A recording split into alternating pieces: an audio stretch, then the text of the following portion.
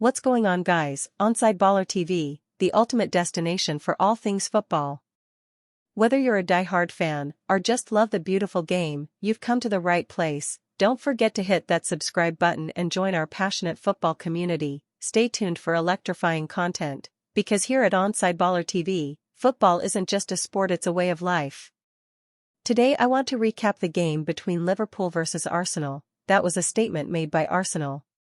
But guys, do me a favor and show you're supported by hit that subscribe button, like, and share this video, hit the notification, so when I post you don't miss any of this news and so much more. Liverpool was dealt a major dent to its Premier League title hopes as it fell to a 3-1 defeat in bizarre circumstances at Arsenal. Golden opportunities were exchanged in the opening 15 minutes, with Bukayo Saka somehow skewing his header wide after Gabriel Martinelli's break before Cody Gakpo dragged his shot wide after Alexis Mac Allister's pass cut the hosts' defense open. Shortly after, though, Arsenal would find an opening. Kai Havertz was slipped through, although the German couldn't find a way past Alisson Becker. The Brazilian was helpless though, as the rebound fell to Saka, who had the simple task of turning the ball home. Without a shot on target to their name, the Reds looked set to go in behind at the break, but they managed to restore parity in bizarre circumstances. Luis Diaz battled with William Saliba for the ball, with the Arsenal defender waiting for David Raya to help him out. The help didn't come though, and Diaz managed to get a toe to the ball. It then ricocheted off Gabriel's hand and bounced over the line before the Brazilian could recover to give Liverpool the ultimate gift before halftime. If that goal was a surprise, the way in which Arsenal retook the lead was scarcely believable. A mix-up between Virgil van Dijk and Alisson saw the latter miss his clearance completely, leaving Martinelli a completely open net to roll the ball into. Liverpool couldn't find a way back into the game, and things went from bad to worse when Ibrahima Konate was sent off late on for a second yellow card, before Leandro Trossard settled things in stoppage time. Here are the 4 things as the game unfolded. What happened. After 42 games and 284 days, Thiago Alcantara was finally back in a Liverpool matchday squad. And not before time. There would have been a point when some Reds fans would have wondered if they'd ever see him pulling on a Liverpool shirt again. With his contract up in the summer, and injury seemingly taking hold, it felt as though we might have already seen his last game for the club. He could though still have a big part to play in the rest of the season, and his return may have come at the perfect time. With Dominik Szoboszlai missing out and the extent of his injury not yet known, Liverpool has an elite option ready to go once again. Change of plan.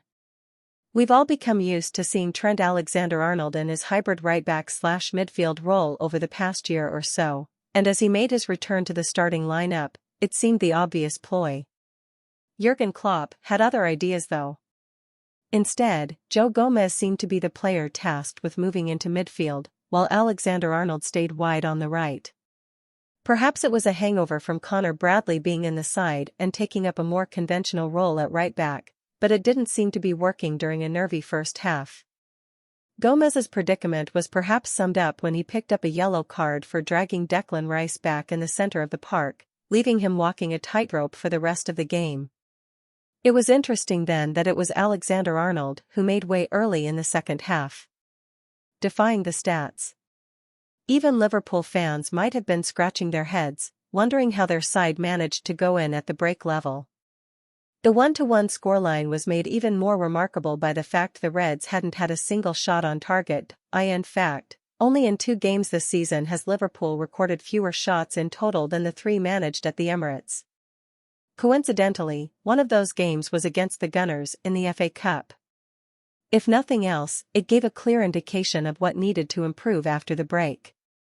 Without Mohamed Salah, even though Darwin Núñez did play, he had no impact. Dominik Szoboszlai, no goal threat wasn't quite there. What a mix-up.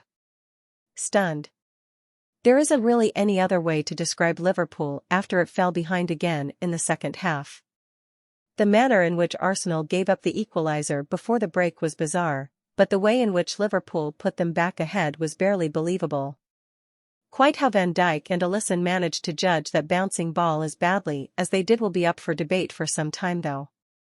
The look on Van Dijk's face said it all. As he walked back and gave a low five to his goalkeeper, There was a wry grin that told the story of a frustrating afternoon for Liverpool, and one that suddenly puts a major dent in its title hopes. Now I want to hear from you all. Tell me what you think about the game. Was Arsenal outplay Liverpool, or Liverpool was that bad they didn't come to play? What was your favorite moment of the game? Please leave your comment below. If you enjoyed, hit that subscribe button, and don't forget to ring the notification bell. We'll catch you in the next one. OnsideBallerTv, bye for now.